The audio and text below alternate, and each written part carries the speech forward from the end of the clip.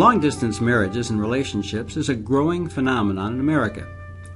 Today we'll explore why this is a growing phenomenon, as well as what are the challenges and perhaps even the benefits of this arrangement. I'm Dick Goldberg, and welcome to this edition of Insights.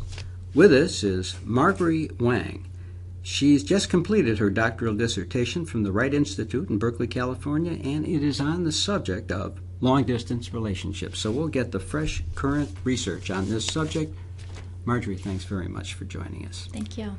So what is a long-distance relationship? How do you define it? So a long-distance relationship, which I will abbreviate as LDR, is a situation whereby two individuals are separated, by a large amount of distance, a large amount of miles, and really have a difficult time, being able to see each other because of, a lot of barriers like scheduling conflicts, financial burdens, which makes it difficult to, purchase flight tickets to see each other. So, it encompasses a lot of just the situation where people can't see each other. How about people like truck drivers who are on the road a lot, but they come home every week or so? Is that a long-distance relationship? It is still considered a long-distance relationship because, they're not seeing each other regularly. Oftentimes it's really difficult to stay connected, just based on, sometimes it's difficult because you're in areas where there's no reception, so you can't call the person, or you can't text the person, or you can't get on the internet to email your partner, so that makes it difficult. I would definitely consider it a long-distance relationship. Was I correct in assuming it's a growing trend? I read that somewhere. Oh, absolutely. The numbers are actually quite staggering. I do have some statistics I'd like to hear those numbers to give us some sense of... Sure. So this is statistics that I found in April. So basically, the total amount of couples who claim they're in a long-distance relationship is 14 million. Come on. Yes. 14 million? 14 million. Any idea how many couples there are in America? Is that like 10%, 20%? That's a lot. That is a lot. But the point is not how much it is the fact that it is growing very rapidly. So just within a few months, so from April to August, it has increased 30%. Wow. So it is definitely an ever-growing phenomenon. You're kidding? 30% in a few months? Yes. Well, through a large period of time, it definitely has. But lately, in terms of trends, there has been an increase, particularly with college populations. Okay, so how do you explain that increase? Why? I think it has to do with many things. One of the things is just that a lot of people who are just leaving high school, they don't want to end their relationship. They want to keep going with it. So one of the things they do is, because there's advancements in technology, they figure, you know what, we can do this. We can go and do this long-distance relationship. We can still text or Skype or video messaging, whatever people do to stay connected. So for those kind of changes in our culture, I think that people are more willing to do long-distance relationships. That was down the road question, but let's get to it with technology. Sure. Does technology account first for maybe how people meet that accounts for why they're far apart? That's definitely actually one of the reasons why LDRs are growing as a phenomenon. This culture of online dating, it's a lot less stigmatized, it's a lot more accepted, and people are using it actually a lot to find a significant other. So for this reason, online dating definitely accounts for a lot of the LDRs that we see today. Yeah, okay, so someone might be in Chicago and they see someone in Madison, Wisconsin, or Milwaukee. Sure. And they go, that woman sounds interesting, and they start... Yeah, sure. And even further distances, sometimes it's like across the country. No, wait a minute. Why would you think of dating someone 1,000 miles away? That seems dumb. I think it's just sometimes you meet someone online, a lot of times you can choose, but sometimes you don't, and it's just people that you're matched with. And people do feel this really, deep connection with someone else online. It allows for that connection between two individuals. So I think that people tend to be more willing to be like, well, let's try this and let's do this for a distance. And people are very optimistic about, long-distance relationships, thinking like, well, this is just for a period of time, and eventually one of us can move closer together. And so, yeah, that's one of the reasons I would say. You may not be an expert in this, but what do you think accounts for that chemistry online? You go, wow. that can... have you ever experienced it, or... anyone who has it? Yeah, personally, I can say I have tried online dating before, and I think that it is, it's an outlet for people to really just we all live very busy lives, Yeah. and sometimes it's difficult to go out and meet people. Sometimes it's difficult to Sure. go out and have a social life because we're just so busy. So when we go home, it's so easy to just be like, well, I'm just going to relax on the couch, turn on my computer. My question is more about the human condition. Okay. Just thinking between the two of us, that you go, there's this connection. Wow. And it happened online. I mean, I have experienced it within literally 15 seconds of meeting someone. Wow. Right. But online, how does that happen? What's the difference? I mean, for me, it's the visual cues, the looks, the voice. You don't get any of that online.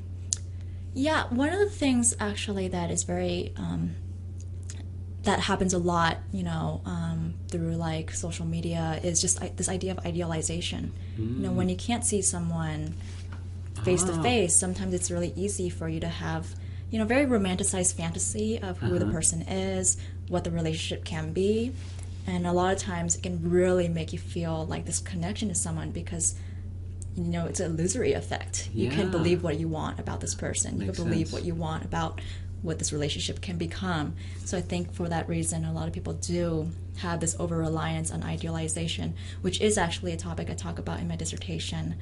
Interesting. It does have its benefits, but can also be a very big crutch. Yeah. So what are the negatives about idealization then?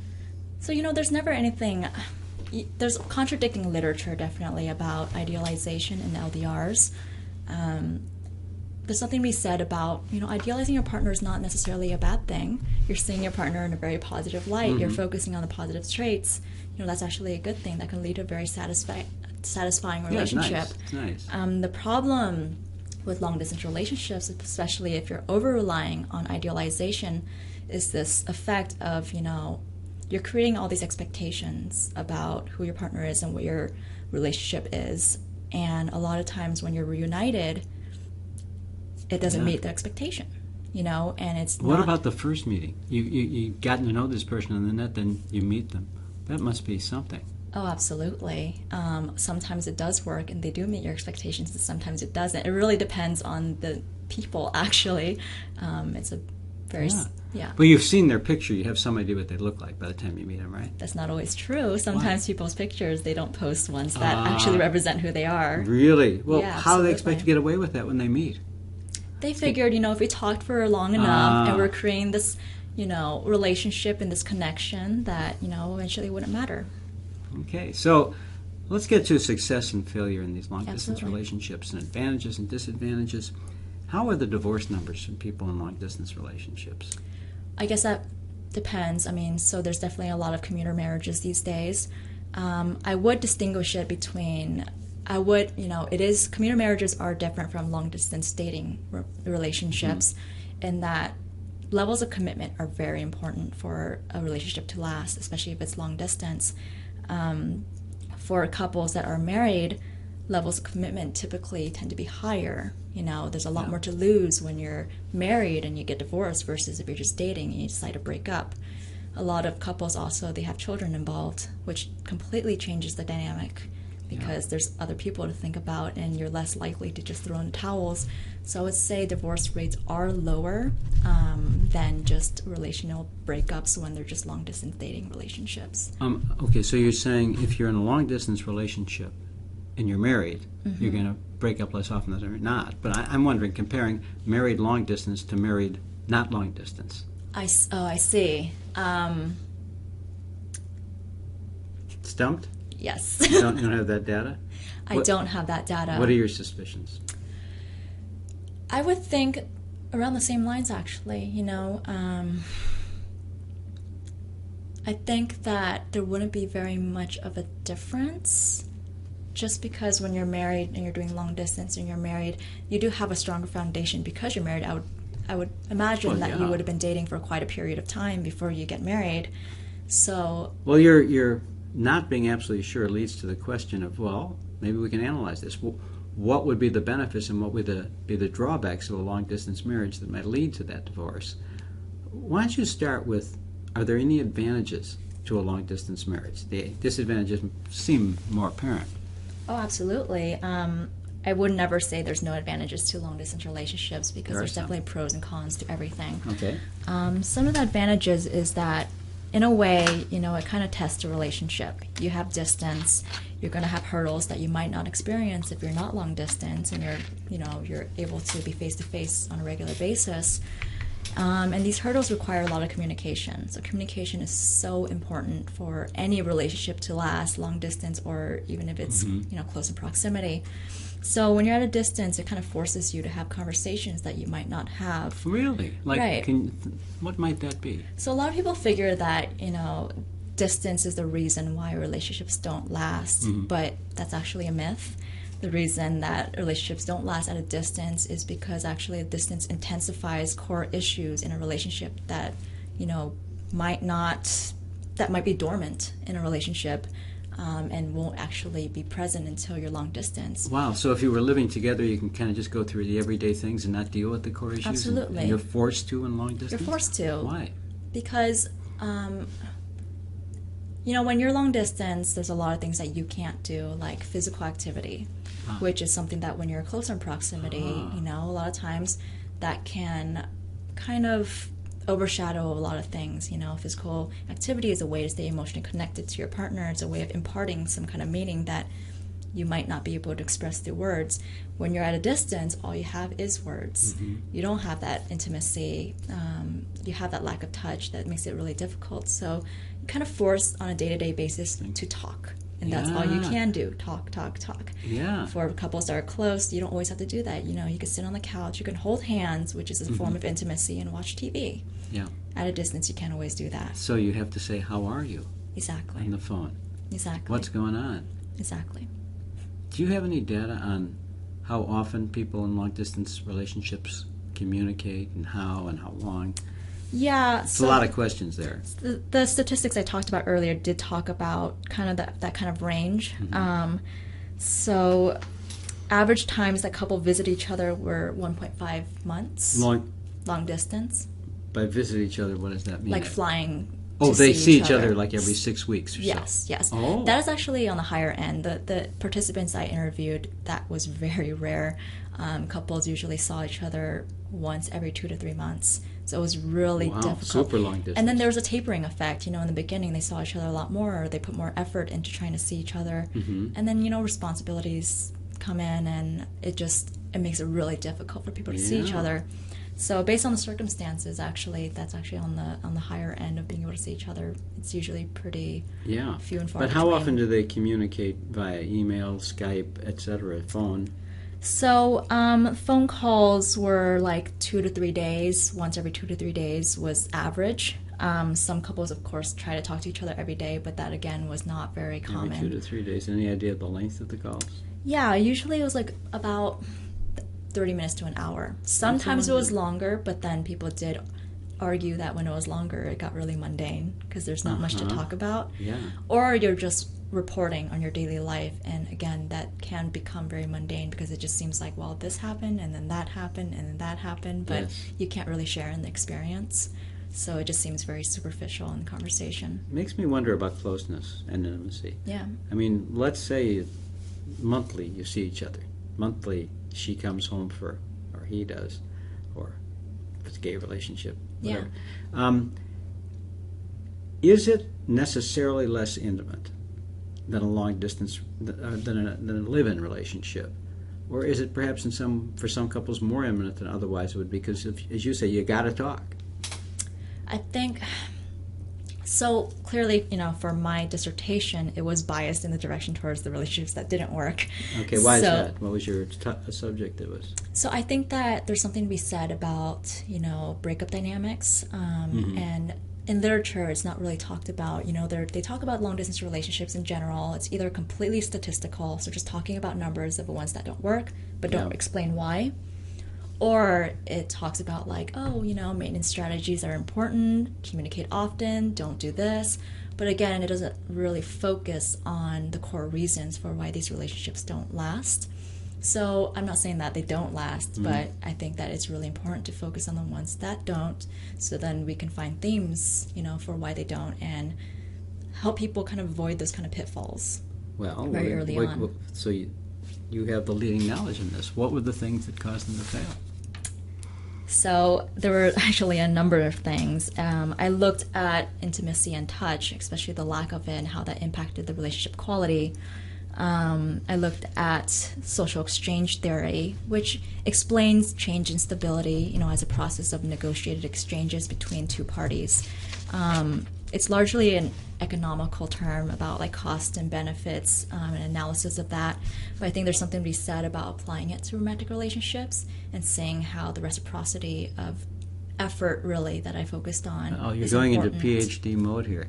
Can you put that in more lay terms for us, what you found? Sure. So social exchange theory is basically just how much effort each person is putting into the relationship. Okay. So it can be difficult to really calculate because they're really based on a couple individuals. Mm-hmm. But one of the problems for a lot of the couples I talk to, well, one of the partners, is that, I did most of the calling, or I was the one always initiating contact, or I was the one sacrificing going out to a party to stay in and talk to my significant other, and my partner doesn't do that for me. So there's a lot of that misunderstanding and assumptions that are made about how much one person cares about the relationship, and that is actually one of the reasons, how unequal it was for some people, at least how it was perceived to them, was one of the reasons why the relationship didn't last. Okay. So one was doing the heavy lifting to maintain the relationship and perceive the other person as not carrying their weight. Absolutely. Any other reasons? Yeah, communication was one of the things. I know I talked about like digital media, phones and Skype, and so one of the things that I found was that a lot of the participants I interviewed endorsed that, the digital mediums felt really mechanical. Oh, or even that, Skype?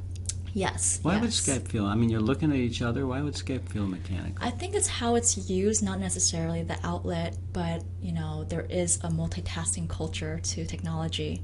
And so a lot of people that were Skyping, they claim like, my partner was distracted, wasn't focused on me. Oh, so you can, if you're just on a phone call, you might not notice them looking around the room and so on. Right. Or, sometimes you can still hear over their, from their voice. So, you could tell when someone's distracted, not fully focused on you. Yeah. Which when you're face-to-face, that doesn't usually happen. You can't be like scrolling on Facebook or reading an article when you're face-to-face. So you don't usually have that problem. But for a lot of people, when they're Skyping, there's like, But wait a minute. In the beginning, you were saying part of the reason there's this growth in long-distance relationships is how technology facilitates long-distance relationships. Now you're saying it can be a negative. See, that's yes, it is confusing. So it is useful. Technology is definitely great in facilitating and helping maintain a relationship because it's accessible. It's easy to use. It's relatively cheap. If you have internet, you can send an email, you can send a text. Data plans aren't too expensive these days. Right. So a lot of people find it very easy to stay connected with their partner through that. The problem is how it's used, and the problem is how focused people are when they use it and the frequency to which they use it. So for Skype or the phone, for example, if you're not fully focused on the individual, that's a problem. If you have such easy access to texting, but you're not using it on a regular basis, that's a problem. Because someone says, why haven't they texted me? Absolutely. And, there is such a lot of misunderstandings with that because of just how accessible it is. I know I had some participants that were like, well, I see my boyfriend's on Facebook right now. I could see he's logged in, but he hasn't responded to my text. What's going on? So there's a lot of misunderstandings with that, and that's when technology can actually hinder a relationship because of just, misconceptions and assumptions made about what's happening. Well, Facebook's the biggest social media. Absolutely. How does Facebook play into all this? I haven't even thought about Facebook in this subject. Facebook is definitely a way to maintain a relationship. On Facebook. You can publicize you're in a relationship. You can be, you could send messages to each other. You can post on each other's wall. It's a way to stay connected. Why would, if you post on their wall, then everyone sees it, right? Yes. That doesn't seem very intimate. It doesn't seem very intimate, but, there's something to be said about people wanting people to realize, like, oh, they're so in love. I see. So it's presenting we're a couple, we're connected to the world. Yeah, just broadcasting it to their friends. Okay. And staying connected also with their social group. There's something that's really intimate about sharing a social network. So in that way, Facebook helps facilitate that. Probably if you're under 35. I wonder how many people 50 are sharing their networks on Facebook in long-distance relationships. Right, it's probably less common. Yes. So anyway, you're talking about the problems. One is misunderstandings about carrying your weight. People feel they're doing more of the work. Anything else that you found in your book? It's like one of the things is people tend to avoid conflict a lot, which is it's such a problem. You know, one of the things I talk about is topic avoidance, and people in general tend to avoid topics even more when you're long distance for many reasons. So okay, why? No one likes conflict. No. People like to avoid. I mean, that's just, sure. commonplace. The problem with long distance is, you already have this distance that's causing so much stress on your relationship. People tend to not want to even bring more turmoil into the relationship. Yeah. So they're just I can see that, because let's say you have a fight on the phone, you hang up. Then the whole day you got this hanging over you. Exactly, because you can't be like, well, let's have dinner and talk about it. Yes. And with busy schedules, and sometimes people are in different time zones, and that makes it so difficult to talk to each other. So people just, as self-preservation and preservation of the relationship, they tend to not want to talk about it. Mm-hmm. And it's even a problem when they see each other. So when they reunite or they visit each other, they still don't want to talk about problems because, well, we only have 3 days together. And then I have to fly home. Yeah. Why would you want to use those 3 days together that you can enjoy each other's company talking about, well, you said that the other day and it made me really upset. They tend to not do that. And when you don't deal with conflict, what happens? Oh, it blows up. People hold on to it. There's resentment. I think it's in general, if you're going to hold something in and not talk about it, you're going to end up resenting the person, or you're going to start feeling a deep sense of shame, like, well, why can't I talk about this? What is it about me? I've certainly heard that unresolved conflict over time leads to a loss of love. Absolutely. Yeah. Absolutely. So that's, okay, so we're hearing two things. Anything else that you found leads to this likelihood of divorce? I think just like what I talked about earlier with these barriers, when you're at a distance and you don't know how long you're going to be separated, it can make you really uncertain about the relationship. Is this going to be lasting like this for a long time? When is this going to end? It's not always very clear cut, even if you plan for something to happen. You need to be flexible with it, because sometimes people are like, well, in 6 months we'll be reunited, and that might not happen. So the more times you feel really let down by something not happening that you plan for, it makes you really uncertain about the relationship. So that's one thing that was very difficult for a lot of couples. And also, a lot of people felt that they just completely lived in two separate worlds. While they were able to talk to each other, you can't experience things together, and that's a problem. All you can hear about is what they report to you. I had a busy day at work today, but that's all. I went to see a movie, it was great. But you can't really get the full effect of it because you're just verbalizing it. Well, you could both watch the same Netflix show and whatever and share that experience. But you're right, the everyday things of interacting with other friends and so on, you don't share, and so a lot you don't share. And then one of the problems is, because you do have your own social group wherever you are, you enjoy those situations with other people. And that's one of the biggest problems. You get really close to other people, and you're experiencing things with other people that you would prefer to be, enjoying with your significant other, but you're not. So like grocery shopping with a friend, watching movies, going out to dinner, and sometimes you get so close to the other person and you realize, like, my partner's not here. What are we doing? Does this lead to a higher rate of affairs? Yes. Yeah, that's actually what I was leading into, definitely. Affairs and infidelity is very high for a lot of long-distance relationships. It's one of the leading reasons for why relationships don't work. Which leads to a discussion of sexuality in long-distance relationships. Right. What are the issues, ideas of kind of overcoming those issues? I think it's very important to keep sexual intimacy alive, which is, of course, very difficult at a distance because not a lot of people are comfortable with that, I mean, there's obviously the opportunity to engage in Skype sex, phone sex, but like a lot of participants that I interviewed, they felt that it was very uncomfortable and they were not okay doing it. Whereas, in person, it's less of a problem. Well, yeah. I bet you don't have the data on those who engaged in long-distance sex, how their fidelity rates were compared to those who don't. You're nodding yes, you do. Good. Well, I don't have hardcore facts and numbers, but for the ones that did not engage in, Skype sex or phone sex or writing erotic letters or playing out fantasies, a lot of them didn't tend to cheat. Wow. So, in fact, it's healthier for the marriage if you do engage in long-distance sex. Absolutely. It's a way of keeping the, relationship alive, keeping the excitement alive, and a way to feel connected, because a lot of people who don't experience the sexual intimacy or don't maintain it in some way or find a substitute for it, they do feel less emotionally connected to their partner. Wow. Have we covered pretty much all the things you found that the unsuccessful couples have in common? Yeah, just about. I don't know if I got that question answered. Maybe I didn't miss it, about the biggest advantage of long-distance relationships. Biggest advantage, I would say one of the things, there's a lot of things. One is just the fact that, you're able to, a lot of people tend to lose themselves in the relationship, and they become an extension of their partner. Oh. So one of the things about being separated from your partner is you're kind of forced to be independent. You're kind of forced to have your own job, your own social network, and that allows you to really focus on yourself and, make sure that you're a whole person in a relationship and not a person defined by your relationship. So for younger couples particularly, that's so important because they're still building on themselves and they haven't really cemented their identity in their social world.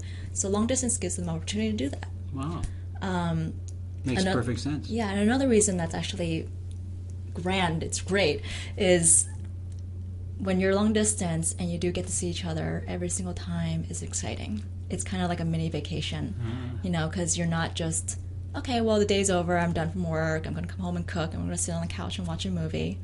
Not that that's not great, but when you're long distance, it's like, well, I'm going to be visiting you, let's go do something exciting. We don't get to see each other very often, so let's do something great, or let's go on a vacation together. So every single time we see each other, it is different, and it is like a vacation. So that's one of the things that I would definitely say is advantageous for long-distance relationships.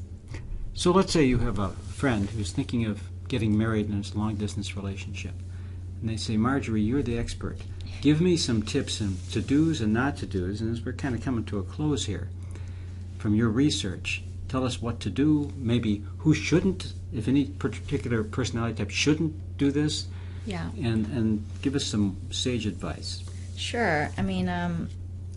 So one of the things definitely I think that distinguishes between people who should and shouldn't be in a long-distance relationship is for people that are very independent and actually like being on their own, it's actually it's great for them. Yeah, so, I did interview some people that are like, I like my alone time. I don't like being around my partner all the time. I like doing things on my own. I'm very independent. And for them, it was glorious. It was a great kind of situation for them. And there's other people who they have higher dependency needs. Like, I want to be around my partner all the time. When there's a crisis, I want them to be there. I want them to be accessible and reliable. And so, for those people, not that it can't work, but it's going to be even more difficult than for anyone else because, the hard fact is that there won't be there. And how to navigate that is actually really difficult. Well, Margery, I'd like to thank you very much. I learned a lot about this subject, and I hope you'll join us on the next edition of Insights.